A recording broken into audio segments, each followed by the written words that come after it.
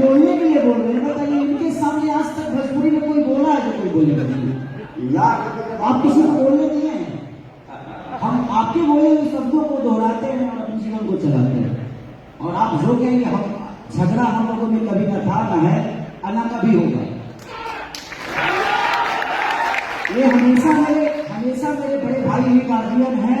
आजीवन जब तक मैं इस धरती पे हूँ हमेशा वो बड़े ही रहेंगे और हमेशा सम्मान है। खरकोचा राजनीति में ना होला और जगह तो होखबे कर तनु हमनी को खोदा खोदी कर ले सका बताओ। तो बात एक बात, जहां मीठापन होला भैया खटास हो ना बोला। ये तो संसार का नियम है, कभी मीठा हो कभी खट्टा हो, कभी खट्टा हो कभी मीठा हो। तो अभी क्या खाता और अभी आज के समय में जहां भी देखिए वहां सिर्फ और सिर्फ मीठा ही मीठा। बहुत बढ़िया, ठीक है। और एक लाइन में यही गुनगुनाऊंगा, तुहरा जैसन